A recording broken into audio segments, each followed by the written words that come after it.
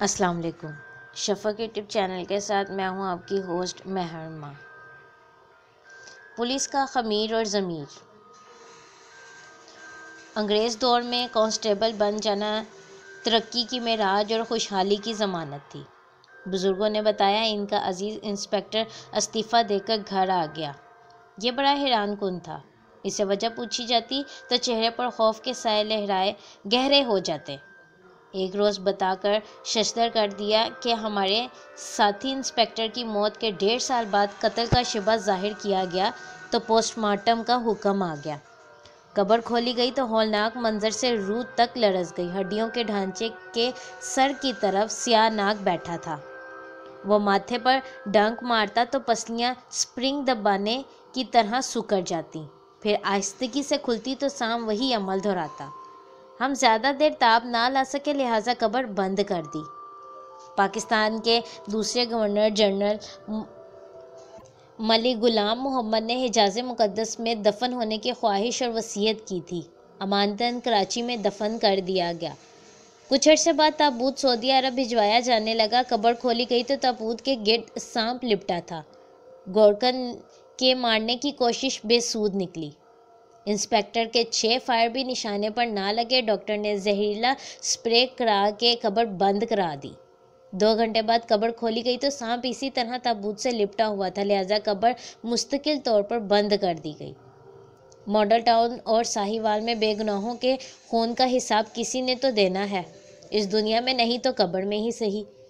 ایک S P پر دوست وکیل کی لاش تیزاب میں پگھلانے کا الزام ہے۔ بعید نہیں اسے تیزاب میں زندہ ہی ڈال دیا گیا ہو۔ سنا ہے پیٹی بھائی اسے بچانے کے لیے سرگرم ہے۔ بچا بھی لیں گے مگر قبر میں ہر ایک نے خود ہی بھگتنا ہے۔ قبروں کے منور ہونے کی مثالیں بھی موجود ہیں۔ 1972 میں محمود غزنوی کا مقبرہ زلزلے میں پھٹنے سے تابوت نمودار ہو گیا۔ جسے کھولا گیا تو نعش تر و تازہ تھی۔ قطب الدین ایبک کی کسی نے قبر کھول لی۔ ان کا کفن بھی میلا نہیں ہوا تھا کیونکہ محمد کے غلاموں کا کفن میلا نہیں ہوتا۔ ہمارے لیے دونوں آپشن قبر میں سانپ اور اجلا کفن موجود ہیں۔ پولیس میں بیجا خوشامد، تابعداری اور وفاداری ثابت کرنے کی وبا یہی نہیں اور بھی کہیں پائی جاتی ہیں۔ جوزف اسٹالن 1941 میں روس کا وزیر اعظم بنا۔ بڑا سخت گیر اور بے رحم تھا۔ ایک مرتبہ اس کی گھڑی گم ہو گئی۔ پولیس سربراہ نے برآمدگی کا حکم دیا۔ اگلے روز بیریا نے اسٹالن کو خوشخبری سنائی، جناب تمام ملازمین سے تفتیش کی گئی، 127 گھڑیاں برآمد ہو گئی ہیں۔ اسٹالن نے کہا گھڑی تو چند منٹ بعد ہی مل گئی تھی۔ 127 گھڑیاں اسٹالن کی دہشت کے باعث برآمد ہوئیں یا سوویت یونین کے پولیس کلچر کی وجہ سے؟ اگر کلچر کی وجہ سے تو ہم نے وہ کلچر برآمد کر لیا۔ پنجاب کے ایک آئی جی نے رات کو جیب سے 900 روپے نکال کر تکیے کے نیچے رکھ دیے۔ صبح دفتر جانے کی تیاری کے بعد تکیہ اٹھایا تو روپے نہیں تھے۔ صاحب نے تھانہ سول لائن رپورٹ کر دی اور دفتر چلے گئے۔ ایس ایچ او نے فون کر کے بتایا سر تینوں گھر کے ملازموں سے 900 روپے برآمد ہو گئے ہیں۔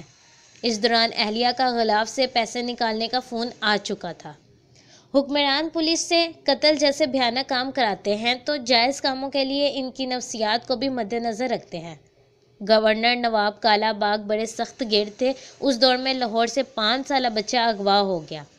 نواب صاحب نے ایس پی کو بلوا کر 24 گھنٹے میں بازیابی کا حکم دیا لیکن بچہ نہ ملا۔ نواب صاحب نے پولیس افسروں کے بچے کالا باغ بھجواتے ہوئے کہا جب تک مغوی بچہ بازیاب نہیں ہوتا آپ کے بچے وہیں رہیں گے۔ اسی روز پولیس نے بچہ بازیاب کرا لیا۔ یہ کام بغیر ڈنڈے کے بھی ہو سکتا تھا۔ عمومی تاثر ہے پولیس مجرموں کی پشت پناہ ہے۔ یہ بھی کہا جاتا ہے پولیس کا خمیر ہی جرائم سے اٹھا ہے۔ ہر 2 تاثر سے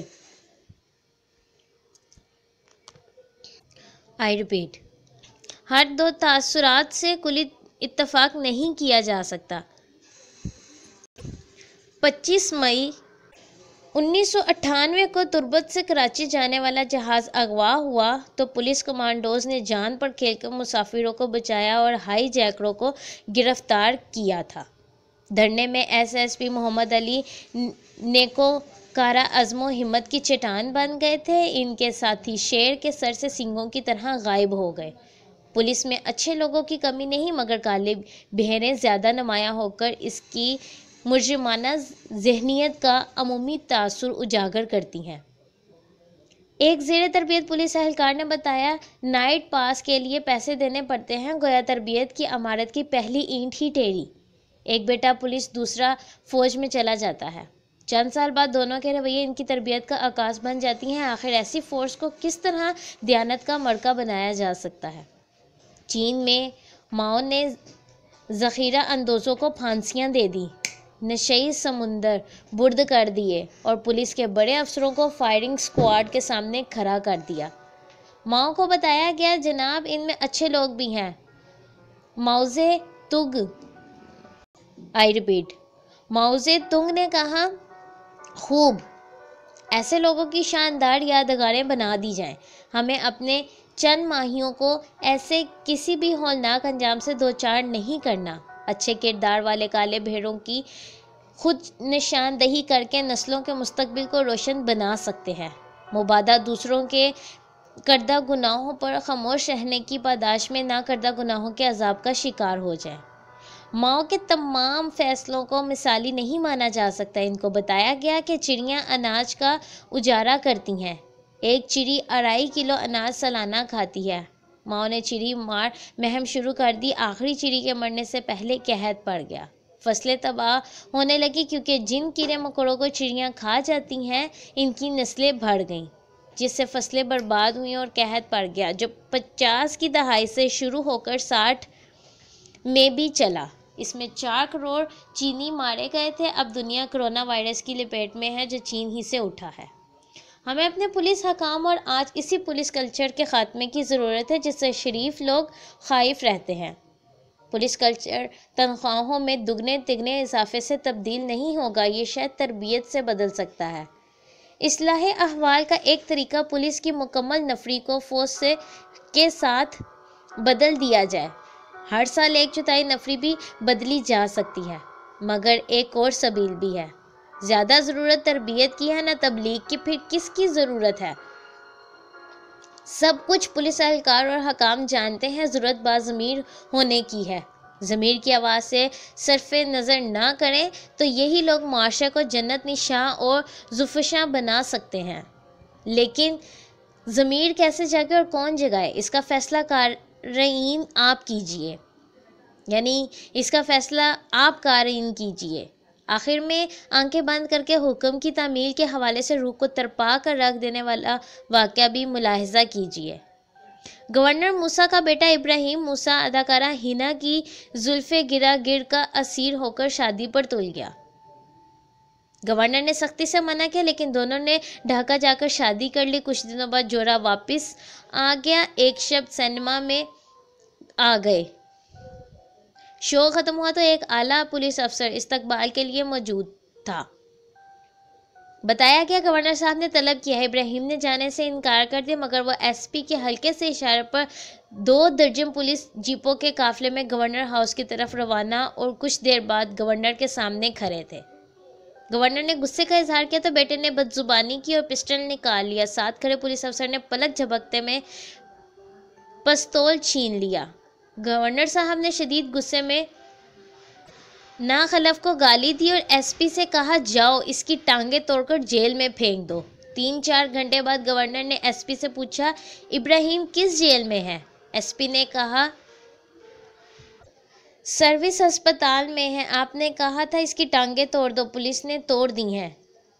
उन दिनों मेडिकल की सहूलतें भी जदीद नहीं थी। इब्राहिम मूसा की टांगों के ज़ख्म बिगड़ते बिगड़ते नाकाबिले इलाज हो गए और वह इसी तकलीफ़ में चल बसा। अब फैसला आपने करना है, पुलिस में किस चीज़ की कमी है, ज़मीर जगाने की या फिर। इस तरह की मज़ीद वीडियो सुनने के लिए शफ़क़ YouTube चैनल को लाइक और सब्सक्राइब करना मत भूलें। शुक्रिया।